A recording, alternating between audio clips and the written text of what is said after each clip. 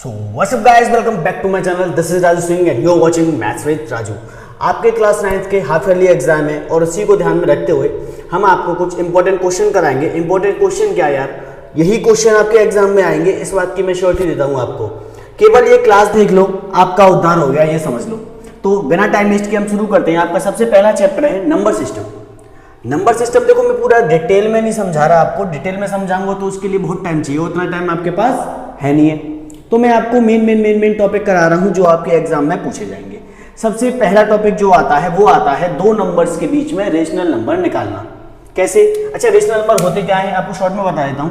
The numbers which can be written in a form of p upon q and where q is not equal to 0। क्या गुरुजी, क्या समझ नहीं आई बात? ऐसे number बेटा जिनको p बटे q की फॉर्म में मैं लिख सकूं, जैसे मैंने लिखा ये कोई नंबर है p बटे q की फॉर्म में है और नीचे वाला नंबर दैट इज ये कभी 0 के इक्वल नहीं होगा। इतनी सी बात याद रखनी है, इसके अलावा कुछ याद नहीं रखना। बोलो, बात क्लियर है? अच्छा, फिर क्या करना है? अब मैं ये कह रहा हूं कि पेपर में क्वेश्चन आएगा, फाइंड 6 रेशनल नंबर्स या 5 rational number between 2 given rational numbers. जैसे आपके सामने मैंने यहाँ पे 2 नंबर लिखे। अब एग्जाम में आपसे पूछा जाएगा इसके बीच के 5 रेशनल नंबर देखो। कैसे नंबर? Rational number.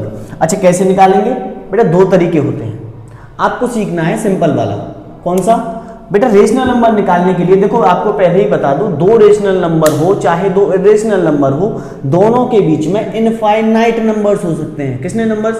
अगर आपसे कोई पूछे एमसीक्यू में, यहीं पे एमसीक्यू बन जाता है एक, याद रखना कि 2 रेशनल नंबर के बीच में कितने रेशनल नंबर्स निकाले जा सकते हैं। तो आंसर क्या होगा? इनफाइनाइट। बहुत सारे नंबर्स निकाले जा सकते हैं, आप काउंट नहीं कर सकते उन्हें। अब आपसे केवल एग्जाम में पूछे जाएंगे कि 5 निकाल दो, 3 निकाल दो, ये नंबर्स पूछे जाएंगे। तो कैसे करना है ध्यान से समझना। नीचे का नंबर आपको सेम बनाना है, जैसे यहाँ पे 3 है, यहाँ पे 5 है, गलत बात। दोनों को सेम बनाओ। सेम कैसे बनाएंगे बेटा? 3 और 5 का एलसीएम ले लो। एलसीएम 3 और 5 का क्या ले लोगे आप? एलसीएम। कितना आएगा? 15 आएगा। इतना तो आप जानते हो। 3 का डिवाइड मारो 15 में, कितनी बार जाएगा? 5। इसका मतलब इसमें ऊपर नीचे 5 का मल्टीप्लाई कर दो। अच्छा, 5 का डिवाइड 15 में कितनी बार जाएगा? आप बोलोगे सर 3 बार जाएगा। मैंने कहा बेटा 3 से मल्टीप्लाई कर दो। कितना हो गया? ये हो गया 10/15 और ये वाला कितना हो गया? 18/15। अच्छा, दिख गया डायरेक्ट आपको नंबर? 5 नंबर दिख गए ना बीच में। अच्छा, कभी कभी क्या होगा? अभी तो आपको दिख रहे हैं भाई नंबर्स कौन कौन से हो गए? 11/15, 12/15, 13/15, ऐसे ऐसे करके आप 17/15 तक लिख सकते हो। आपको केवल 5 लिखने, कोई से भी लिख देना। लेकिन कभी कभी क्या होगा, ये बीच में गैप थोड़ा कम आ पाएगा। जैसे अगर मान लो ये ऐसे आ गया 10/15 और यहाँ पे फिर आ गया 12/15। अब क्या करेंगे गुरुजी? अरे उसने बोला 5 नंबर, तुम कितने से भी ऊपर नीचे मल्टीप्लाई कर सकते हो, आपकी श्रद्धा है, आपकी श्रद्धा कपूर है वो।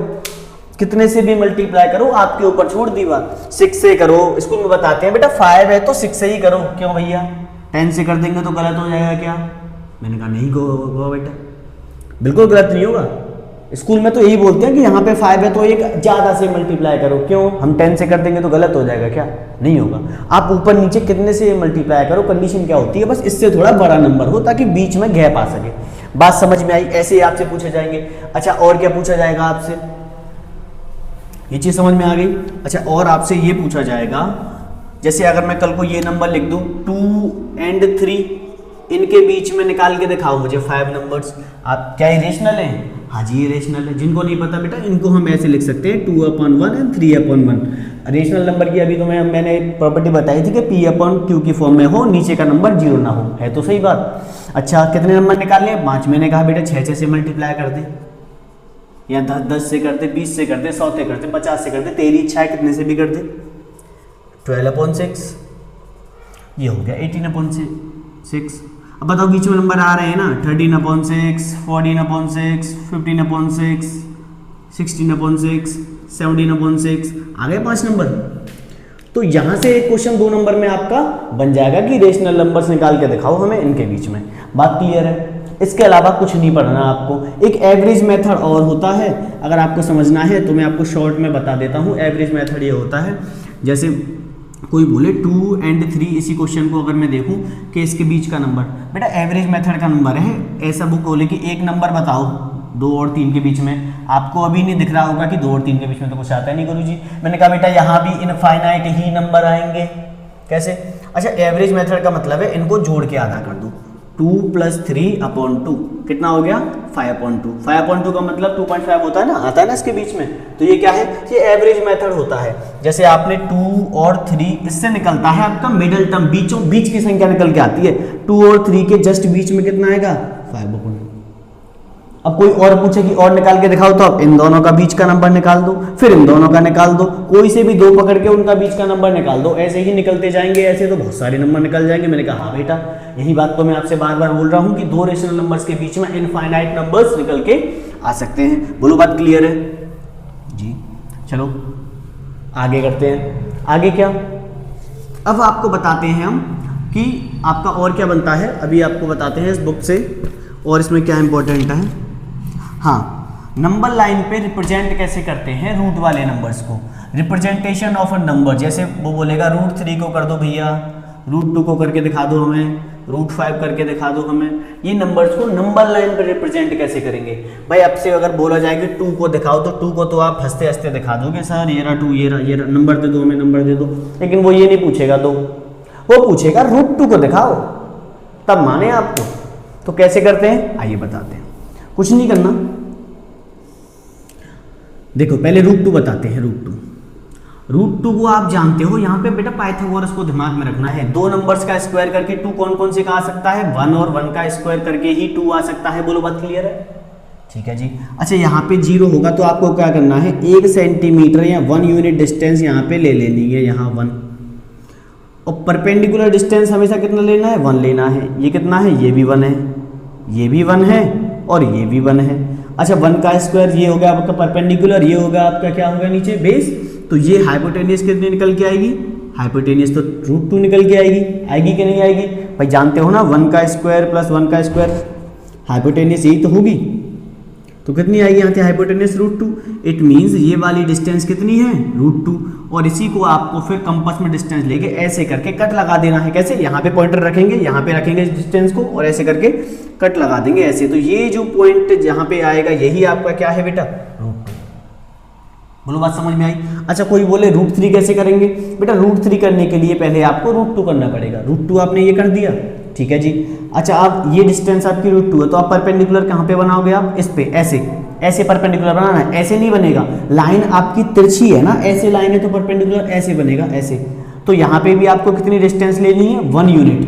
कितनी डिस्टेंस लेनी है? 1 यूनिट। अच्छा, ये 1 है। अच्छा देखो फिर हाइपोटेनियस कितनी निकल के आएगी? हाइपोटेनियस तो ये होती है, √2 का स्क्वायर कितना होगा? 2 और 1 का स्क्वायर कितना होगा? 1। तो ये कितनी आ गई? आगे की नहीं √3। इसका मतलब ये वाली जो लाइन हम ज्वाइन करेंगे यहाँ पे बेटा, थोड़ी सी टेढ़ी हो गई लाइन, ये वाली लाइन जो ज्वाइन करेंगे ये कितनी डिस्टेंस है? ये होगी आपकी √3। मतलब अब कंपास को यहाँ पे रखेंगे और ऐसे करके आर्क लगाएंगे तो फिर ये कितना बन जाएगा? √3 आ जाएगा आगे। बोलो बात क्लियर है? अच्छा, √4 वैसे पूछेगा नहीं, क्यों? रीजन पता है? अच्छा, √4 का मतलब तो गुरुजी 2 ही तो होता है। √4 2 तो हम कर देंगे डायरेक्ट, अभी बताया था मैंने। √4 नहीं पूछता, क्या पूछता है? √2, √3, √5 पूछता है। अच्छा √5, अच्छा सर √5 के लिए पहले √4 बनाऊं फिर √5 बनाऊं? मैंने कहा बेटा ऐसे बना ले, चाहे मैं एक तरीका और बता रहा हूँ। एक तरीका तो यही हो गया, √3 फिर बनाना √4 फिर बनाना आप √5, एक बढ़ते जाएगा। स्कूल्स में ये बताया जाता है कि √3 बनाने के लिए पहले उसके पहले का नंबर का बनाओ √2। अच्छा, ऐसे अगर √5 का बनाऊं तो पहले मुझे ये सब बनाने पड़ेंगे क्या? अगर डायरेक्ट मैं √5 नहीं बना सकता क्या? मैं तो बना सकता हूं, आपका पता नहीं। √5 अभी बनाते हैं, जस्ट 1 मिनट, इसको कर देते हैं इरेज। आपको डायरेक्ट √5 बनाना सिखा दूं ना मैं, इतनी मेहनत थोड़े ना करेंगे हम। √2, √3, √5। तो √5 कैसे बनेगा? ये नंबर लाइन हो गई। अच्छा, मैं तो जानता हूं ना भाई, h ही तो है, तो 2 का स्क्वायर प्लस 1 का स्क्वायर होगा कि नहीं होगा √5? बताओ। ये आ रहा है ना जोड़ के, 4 और 1 5 हो गया। इसका मतलब अगर यहाँ पे 0 है, ये 1 है, ये 2 है, तो मैं इधर कितनी डिस्टेंस लूँगा? 2 लूँगा सीधे, क्योंकि हमेशा ये परपेंडिकुलर 1 लेना है आपको। ये 1 हो गया, ये पूरी डिस्टेंस 2 हो गई, तो ये कितना निकल के आएगा पाइथागोरस से? √5। और फिर इसको कंपास में भर के ऐसे करके कट लगा देना है। तो ये वाली कितनी आएगी आपकी √5 लो, डायरेक्ट बना दिया मैंने, इतनी मेहनत करने की जरूरत नहीं है। तो आपका ये क्वेश्चन यहाँ से बन जाएगा, ध्यान रखना पेपर में अच्छे से, ठीक है जी। अब चलो आगे बढ़ते हैं, आगे देखते हैं और क्या है आपकी छोटी सी बुक में। छोटी सी बुक में हमने रेशनल नंबर्स कर लिए, लोकेट करना हम सीख गए। अब आता है आपका टर्मिनेटिंग और नॉन टर्मिनेटिंग पे बात आती है। चलो 2 मिनट में आपको टर्मिनेटिंग नॉन टर्मिनेटिंग सिखा देता हूँ अभी फटाफट, कुछ नहीं है, बच्चों वाली बात है। अच्छा, टर्मिनेटिंग क्या होता है बेटा, जब हम किसी नंबर में डिवाइड करते हैं, क्या करते हैं, डिवाइड, तो 2 केसेस बनते हैं। या तो वो डिवाइड पूरा पूरा चला जाएगा, कुछ डेसिमल के बाद चला जाएगा, चाहे पहले ही चला जाएगा, तो ऐसे डेसिमल को बोलते हैं हम टर्मिनेटिंग। टर्मिनेटिंग मतलब खत्म हो गया काम, पूरा पूरा भाग चला गया, डिवाइड चला गया। अच्छा, कुछ ऐसे नंबर्स होते हैं बेशरम टाइप के, जो कभी खत्म नहीं होते, चलते जाते हैं। तो 2 केसेस बने, डेसिमल एक्सपेंशन के,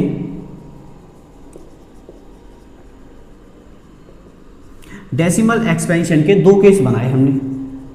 first one is terminating and the second one is non terminating. ये जो खत्म हो जाए, पूरे पूरे डिवाइड हो जाए, और ये जो पूरे पूरे डिवाइड ना हो। गुरुजी एग्जांपल दे दो तो मजा आ जाएगा। मैंने कहा कोई बात नहीं, एग्जांपल ले लो। जैसे मैंने यहाँ पे लिखा 2/5। अब इसका अगर मैं डेसिमल एक्सपेंशन निकालूं, मीन्स इसको डिवाइड मारूं 5 को इससे, तो 0.4 बार चला गया पूरा पूरा ये। तो ये कैसा है, टर्मिनेटिंग है। अच्छा, नॉन टर्मिनेटिंग क्या है गुरुजी? मैंने कहा जैसे बेटा 1/3 का डिवाइड मार के देखना कभी, तो 0.3333 उम्र बीत जाएगी, लेकिन ये भाग नहीं बीतेगा। ससुरा बहुत कम वक्त है, ये खत्म नहीं होगा कभी। तो बात आपको समझ में आ रही है?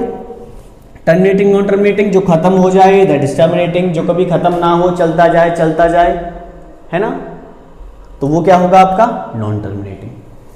अच्छा, इसमें फिर क्वेश्चन क्या बनते हैं? अच्छा, नॉन टर्मिनेटिंग में 2 चीजें होती हैं, 2 टाइप बनते हैं। कौन कौन से 2 टाइप बन जाते हैं इसी में बन जाता है बेटा, एक तो हो जाता है आपका रिपीटिंग, और एक आपका होता है यहाँ पे नॉन रिपीटिंग। अब ये क्या है भाई, पूरा पूरा भाग चला जाए इसमें तो एक ही केस है, लेकिन जब पूरा पूरा डिवाइड ना है, चीजें रिपीट हो, इसमें 2 केसेस बनते हैं। कैसे? एक तो वो केस जहां पे एक ही नंबर बार बार रिपीट हो, जो मैंने आपको ये करके दिखाया है। ये कौन सा केस है? Non terminating repeating. कौन सा? Non terminating repeating. NTR मतलब नॉन टर्मिनेटिंग रिपीटिंग, मतलब ये 1/3 जो मैंने आपको एग्जांपल दिया है 0.333333, ये कभी खत्म नहीं होगा ना। तो ये किसका एग्जांपल है? ये नॉन टर्मिनेटिंग रिपीटिंग, मतलब एक ही नंबर बार बार रिपीट हो रहा है, या 2 नंबर बार बार रिपीट हो, या 3 नंबर बार बार रिपीट हो। कहने का मतलब एक ही पैटर्न फॉलो करें, that is non terminating repeating. लेकिन कुछ ऐसे होते हैं जो कभी खत्म होने का नाम नहीं लेते। कुछ नंबर्स ऐसे हैं कि इनमें आप भाग देना, वो पूरे खत्म भी नहीं होंगे और कोई पैटर्न भी नहीं फॉलो करेंगे। उनका अपना ही टशन होता है, अपनी दुनिया में चलते हैं। कभी 2 आएगा, 5 आएगा, 1 आएगा, 4 आएगा, खत्म भी नहीं होंगे, ना ही पैटर्न फॉलो करेंगे, वो किसी की नहीं सुनते। तो ऐसे नंबर्स होते हैं नॉन टर्मिनेटिंग, नॉन रिपीटिंग।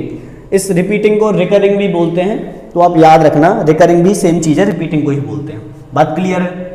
अच्छा, यहाँ पे मैं आपका एक डाउट यहीं पे क्लियर कर देता हूँ कि रेशनल और इर्रेशनल कैसे पहचानेंगे डेसिमल एक्सपेंशन से। एग्जाम में पूछेगा कि डेसिमल एक्सपेंशन दे देगा, आपसे पूछेगा बताओ ये रेशनल है कि इर्रेशनल।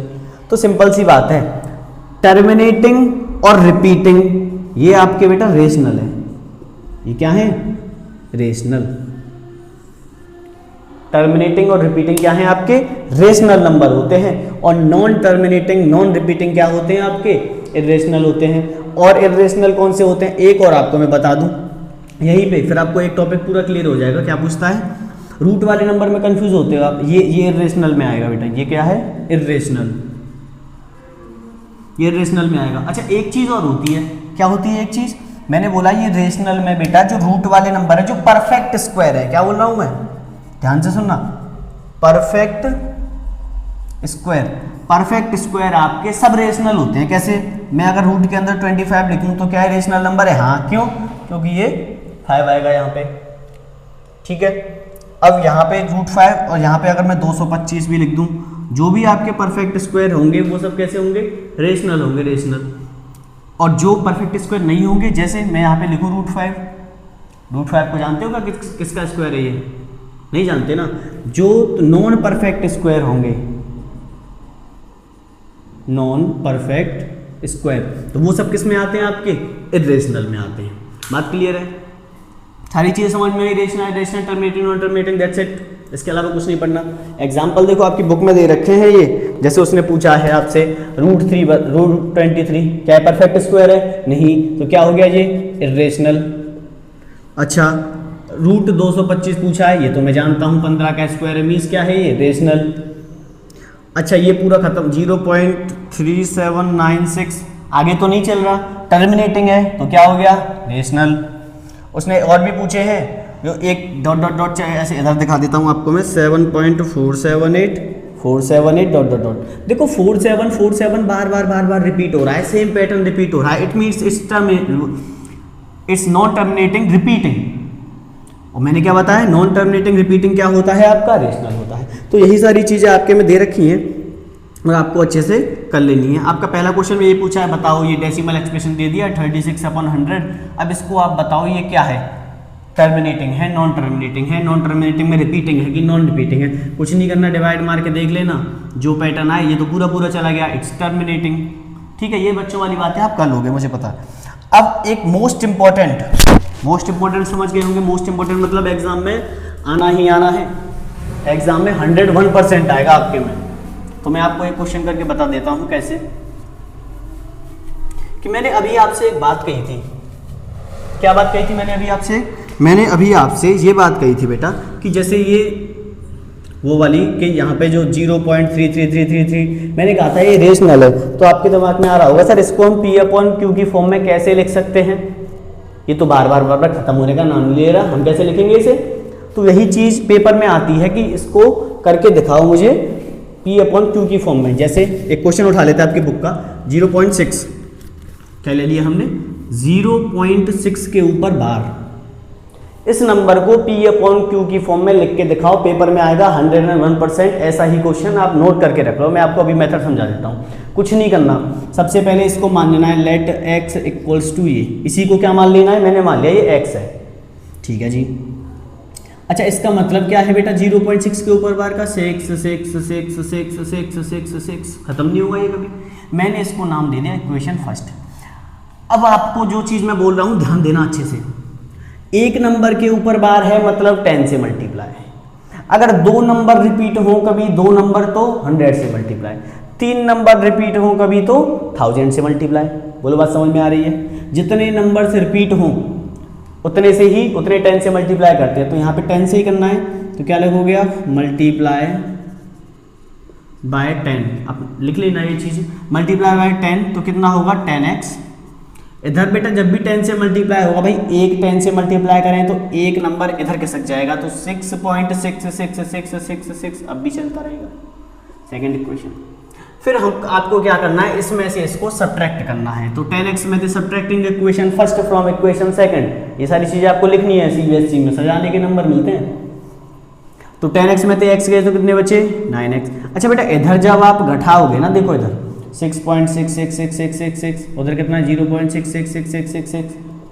तो ये चीजें तो कट गई, खत्म हो गई घटाने पे। 0 6 में से 0 गए, कितने बचे? 6। तो कितना बच रहा है यहाँ पे? 6। तो x equals to 6/9, that is 3 से 2 बार और 3 से 3 बार, 2/3। अब आप चेक करके देख लेना, जब भी कैलकुलेटर में चेक करना, 3 का डिवाइड 2 से मार के देखना, यही आएगा 0.666666। खत्म नहीं होगा ये कभी। समझ में आ गया? अब एक और इसमें अलग टाइप बचता है, और डायरेक्ट अगर आपको ये करना है ना डायरेक्ट चीज़ें, तो डायरेक्ट भी आपको शॉर्टकट बता देता हूँ। शॉर्टकट जिसका आप बहुत बेसब्री से इंतजार करते हो। शॉर्टकट क्या है जी? यहाँ पे 0 ही होना चाहिए, यहाँ पे कोई नंबर नहीं लिखा होना चाहिए। ठीक है, क्लियर है? इधर जितने नंबर रिपीट हो रहे हैं, देखो कितने नंबर, ये कितना है? 6। कितने रिपीट हो रहे हैं? 1, तो 1 9 आएगा नीचे। 2 रिपीट हो रहे होते तो 2 9 आता नीचे। 3 रिपीट हो रहे होते तो 3 आता नीचे। तो कितना आ गया ये 3 से जाएगा 2 बार और 3 से जाएगा 3 बार। बोलो बात क्लियर है? अच्छा, इसी में डायरेक्ट एक और बताओगे मुझे? ये है 0.001, ये क्वेश्चन नंबर सेकंड है। इसको भी ऐसे करोगे, तीनों नंबर रिपीट हो रहे हैं मतलब कितने से मल्टीप्लाई? 1000 से मल्टीप्लाई। अच्छा डायरेक्ट आंसर बता दो चलो इसका मुझे। अभी मैंने बताया ना ऊपर वाला नंबर सेम आ जाएगा, कितने नंबर आएंगे 999, 3 के ऊपर 12 है तो कितने 9 आएंगे 3। ठीक है, पूरे मेथड से आप कर लोगे ऐसे, मुझे पता है। अब इसमें एक और बचता है थोड़ा अलग, ये तो हो गए प्योर वाले। प्योर का मतलब क्या होता है गुरुजी? प्योर का मतलब डेसिमल के बाद जितने भी नंबर हो सारे के सारे रिपीट हो रहे हैं। पॉइंट के बाद 3 नंबर है, तीनों रिपीट हो रहे हैं। पॉइंट के बाद 1 नंबर है, 1 रिपीट हो रहा है। लेकिन कभी कभी क्या होता है, एग्जामिनर की जब लड़ाई हो जाती है घरवाली से तो वो फिर आड़े टेढ़े भी देता है। कैसे? अभी आपको दिखाते हैं, आपकी बुक का एक एग्जांपल उठा लेते हैं। जैसे 0.47 के ऊपर बार, अब यहाँ पॉइंट के बाद नंबर तो 2 है पर रिपीट 1 ही हो रहा है, तो हम देखो कैसे करना है, वही मानना है पहले x। देखो बेटा यहाँ पे आपको ध्यान इस पे देना है कितने रिपीट नहीं हो रहे हैं। ये प्योर नहीं है, प्योर मतलब पॉइंट के बाद 2 नंबर हैं, दोनों रिपीट नहीं हो रहे। तो ऐसे केसेस में क्या करना है, जो नंबर रिपीट नहीं हो रहे हो जितने, उतने का 10 से मल्टीप्लाई करना है। भाई 1 नंबर नहीं हो रहा तो मैं 10 से मल्टीप्लाई करूंगा तो ये हो जाएगा 10x, और ये इधर 4 इधर आ जाएगा तो हो जाएगा 4.777777। ठीक है जी। अच्छा इसको जब मैं इसमें से सब्ट्रैक्ट करूंगा इसमें से तो कितने बचेंगे यहाँ 9x। अच्छा इसमें से इसको सब्ट्रैक्ट करोगे तो देखो मैं इधर से दिखा देता हूँ आपको ताकि आपको अच्छे से समझ में आए। तो ये तो सब कैंसिल हो रहे हैं ना पीछे, यहाँ पे कितने बचेंगे 3 और ये बचे 4.3 और यहाँ पे कितने आ जाएंगे 4.3, ऊपर 9 पॉइंट हटाएंगे कितना है 0, इट मीन्स 43/90। बोलो बात समझ में आई? इसको आप डिवाइड मार के देख लेना, यही आपका आंसर होगा। शॉर्टकट सर जी शॉर्टकट बताओ शॉर्टकट। मैंने कहा लो बेटा शॉर्टकट लो, शॉर्टकट फेंक के मारते हैं अभी। शॉर्टकट क्यों बताते हैं हम? अगर ये एमसीक्यू में पूछा जाए, क्योंकि वहां कोई नहीं पूछने वाला कि तूने एक पेज में किया है सॉल्व या दिमाग में किया है सॉल्व। वहां तो टिक लगाओ, चाहे अक्कड़ बक्कड़ बम्बे वो करो चाहे कुछ भी करो। ठीक है, तो शॉर्टकट उसके लिए समझाया जाता है। शॉर्टकट क्या है बेटा, जो भी आप तुझे नंबर दे रखा है ना 47, उस पूरे को लिख ले। जो नंबर रिपीट नहीं हो रहा उसको माइनस कर दे। ठीक है जी, कितने रिपीट हो रहे हैं उतने 9 आएंगे नीचे, और जितने रिपीट नहीं हो रहे उतनी 0 आएंगे नीचे। तो कितना बचा 43/90। This is shortcut. बात समझ में आई आपको? भैया पसीना पसीना हो गए रे, एसी लगवाओ कोई एसी। चलो नेक्स्ट चलते हैं, नेक्स्ट फटाफट क्रियाक्रम होने वाला है इस चैप्टर का आपके का, और इसका हो गया स्वाहा। अब क्या रह गया इसमें? अब इसमें रह गया स्वाद वाला क्वेश्चन जो 2 या 3 नंबर में पूछा जाएगा आपसे। क्या आपसे पूछा जाएगा? विजुअलाइजेशन में आपको भी सिखा दूंगा। एक पहले 9.3 रिप्रेजेंट करना सिखा दूँ। ये क्वेश्चन वायरल है, ट्रेंडिंग मोदी जी की तरह। 9.3 को नंबर लाइन पे कैसे करेंगे, या कुछ भी हो यार पॉइंट में 9.3 कंपलसरी थोड़े ना, ये आपकी बुक में दे रखा है, मैं यही समझा देता हूँ आपको। कुछ नहीं करना, 9.3 की लाइन खींच लेनी है एक। कितनी है पूरी 9.3। समझ में आई बात? उससे हमेशा जो भी नंबर यहाँ दिया हो पहले वो खींचना है, फिर उससे 1 यूनिट फालतू खींचना है, मतलब 1 सेंटीमीटर और खींच ली हमने। ठीक है जी, पूरी लाइन 10.3 की हो गई। हाँ जी, अब क्या करना है? अब इसका हमें परपेंडिकुलर बाइसेक्टर करना है। अब जिन बच्चों को नहीं पता परपेंडिकुलर बाइसेक्टर करना, मतलब इस लाइन को 2 बराबर हिस्सों में तोड़ना है मुझे, बराबर नाप के नहीं तोड़ना, वैसे तोड़ना है। कैसे? कंपास रखना, पॉइंटर यहाँ रखना, आधे से ज़्यादा डिस्टेंस, इससे आधे से ज़्यादा डिस्टेंस भरनी है। एक आर्क ऊपर और एक आर्क नीचे लगा दोगे, यहाँ से लगाना, यहीं से एक आर्क ऊपर एक आर्क नीचे, ऐसे यहाँ रखना, उसी पॉइंट को चेंज ही नहीं करना, एक ऊपर और एक नीचे। ये मिला दिए। अब ये आपने मिला दिए, ये थोड़ी लाइन टेढ़ी कर गई, टेढ़ी हो गई। चलो सीधी कर देते हैं, सीधी। टिंग टिंग टिंग टिंग टिंग टिंग टिंग टिंग टिंग टिंग टिंग टिंग, ये हो गई सीधी। ठीक है, अब ये लाइन 2 बराबर हिस्से हो गए बेटा इसके। बराबर मतलब गुरुजी, अरे मैंने कहा ये वाला डिस्टेंस और ये वाला डिस्टेंस दोनों एग्जैक्ट में एग्जैक्ट नाप के देख लेना। भरोसा ना हो तो भरोसा कर लो, साथ निभाऊंगा। क्या करना है फिर? यहाँ पे पॉइंटर रखना है और ऐसे करके एक चंदा मामा बना देना है। यहाँ पॉइंटर रखो ऐसे और ऐसे, बिल्कुल सटीक जाएगा। यहाँ कहाँ? यहाँ। अब क्या करना है? कुछ नहीं करना। ये जो यहाँ पे लाइन थी, यहाँ पे परपेंडिकुलर सीधे खींच लेना, ऐसे 90 का खींच लोगे। बस काम हो गया तुम्हारा, मजे आ गए तुम्हारे। इस लाइन को थोड़ा सा आगे एक्सटेंड कर लो, कोई फर्क नहीं पड़ रहा। यहाँ से ऐसे करके आर्क लगानी है, कैसे, ऐसे करके। तो ये जो पॉइंट आएगा, ये जो पॉइंट आएगा, दिस इज योर रूट 9.3। बोलो समझ में आई बात? अरे आई कि नहीं आई? कुछ नहीं करना, एक बार फिर से रिपीट कर देता हूँ क्योंकि इंपॉर्टेंट क्वेश्चन है। क्या करना है, 9.3 है, लाइन खींचो 9.3। फिर क्या करना है गुरुजी, फिर करना है बेटा यहाँ पे 1 सेंटीमीटर फालतू खींचना है। हर सवाल में खींचना है गुरुजी, हाँ जी हर सवाल में खींचना है। फिर क्या करना है, इसका परपेंडिकुलर बाइसेक्टर करना है। कैसे, आधी से ज़्यादा डिस्टेंस लेके एक कट ऊपर एक कट नीचे, फिर एक कट ऊपर एक कट नीचे, यहाँ से और यहाँ से। तो ये लाइन तो बराबर हिस्सों में बढ़ जाएगी। फिर यहाँ कंपास रख के एक सेमी सर्कल बना देना है, सटीक यहाँ तक जाएगा। फिर जो पॉइंटर यहाँ पे है 1 सेंटीमीटर फालतू खींची थी आपने, वहीं से 1 सेंटीमीटर 1 सेंटीमीटर नहीं, ये पूरा इससे ज्वाइन कर देना है परपेंडिकुलरली। फिर इसको कंपास में भर के सटीक कट लगा तो काम खत्म और 5 नंबर आपके हुए। आप जीत चुके हो KBC। KBC भाई साहब में पानी पानी हो गई। अब आपको रेशलाइजेशन और सिखा देते हैं फटाफट फटाफट फटाफट रेशलाइजेशन। लो रेशलाइजेशन लो आप। रेशलाइजेशन क्या है गुरुजी? अरे मैंने कहा देखो ये सिंपल वाली तो ये तो बाल कुमारी काम है। रेशलाइजेशन मतलब नीचे रूट नहीं रहना चाहिए बेटा, सीधी बात। नीचे रूट मतलब तो जितना नीचे लिखा हुआ है उसी का ऊपर नीचे मल्टीप्लाई कर दो, बात समाप्त। ऊपर इसका इससे करोगे ये आ जाएगा, नीचे root 7 into root 7 7, root 2 into root 2 2, root 3 into root 3 3, root 5 into root 5 5। बात समझ में आ रही है? ये तो बच्चों वाला हुआ। एक आपको ऐसा और बता देता हूँ भाई जी, ऐसा ये वाले ये आते हैं पेपर में। कैसे करेंगे गुरुजी?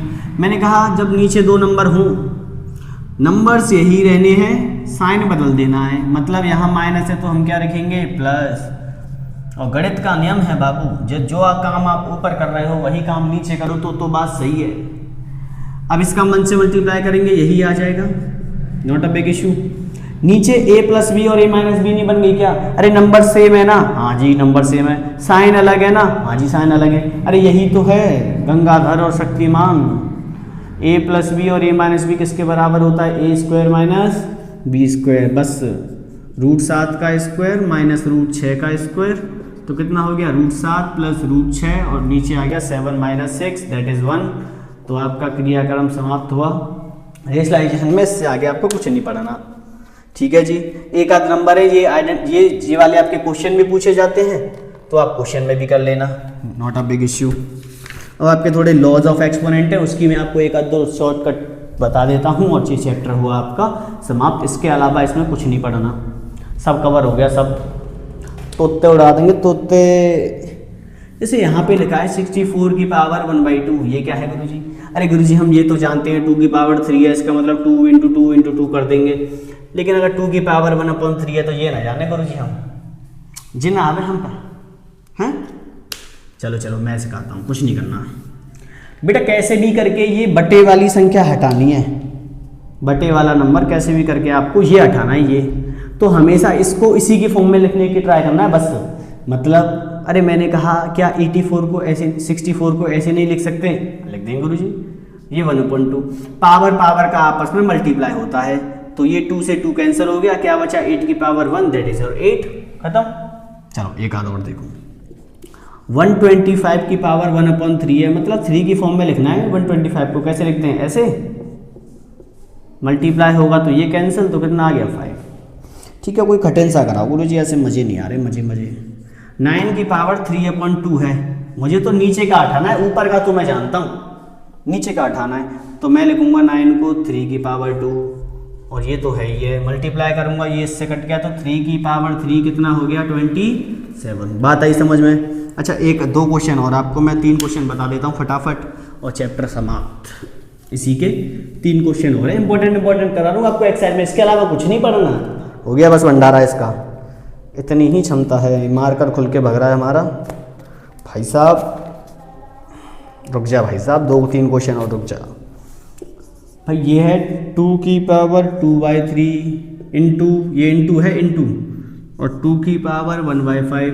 अच्छा मैंने क्या कहा बेटा, अगर नीचे का बेस सेम हो और मल्टीप्लाई हो रहा हो, नीचे का बेस सेम हो और मल्टीप्लाई हो रहा हो तो ऊपर की पावर जुड़ जाती हैं। क्या गुरुजी? मैंने कहा बेटा जी ऊपर की पावर को जोड़ दो, जोड़। अब ये तो फ्रैक्शन बन गई, जानते हो इसे, हैं ना जानते तुम? इसको सॉल्व कर लेना, कितना आएगा, इसको सॉल्व करने पे 13/15 आएगा, ये आपका आंसर हो गया, बात समाप्त। अच्छा फिर डिवाइड में हो तो गुरुजी मैं निकाल ले एग्जाम्पल, ले एग्जाम्पल। अब क्या करना है भाई साहब, बेस सेम, हाँ जी बेस सेम, लेकिन डिवाइड में है तो डिवाइड में होता है माइनस, मतलब 1/2 में से 1/4 सब्ट्रैक्ट करने हैं। कर दोगे सब्ट्रैक्ट, हैं जी? 1/2 ही बचेंगे, नहीं सॉरी गलती से मिस्टेक हो गया बाबू, 4 आएगा यहाँ पे, तो 2 - 1 ठीक है जी, 1/4 बचेगा, ये आपका आंसर हो गया। एक और बता देते हैं, ये वाला जब सेम ना हो, अगर पावर ही सेम हो जाए तो गुरुजी ये लो, ये क्या हो गया, ये अपना बेस सेम है, अब क्या सेम है, पावर, पावर सेम है, पावर। और जब पावर सेम हो तो नीचे का भाई, इसको मैं ऐसे भी तो लिख सकता हूँ, इसके ऊपर भी 1/2, इसके ऊपर 1/2। मेरे पेन की इंक ज़्यादा खत्म हो रही है, मैं तो भाई साहब ऐसे करके करूँगा, ऐसे करके एक ही बार लिखूँगा 1/2 को, बार बार नहीं लिख रहा। गुरुजी लिख लो, आपके हाथ में मार करे, आप कुछ भी लिख सकते हो। 7 8 जा 56 की पावर 1/2 एंड दैट्स इट।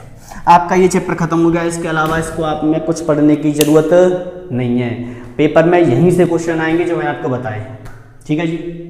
तो ऐसी ही वीडियोस देखने के लिए हमारी चैनल को सब्सक्राइब करें और जितना हो सके इसे ज़्यादा से ज़्यादा शेयर करें, क्योंकि भाई साहब पसीना यहाँ से उतर के कहाँ से निकल रहा है मैं आपको अभी बता नहीं सकता फिलहाल।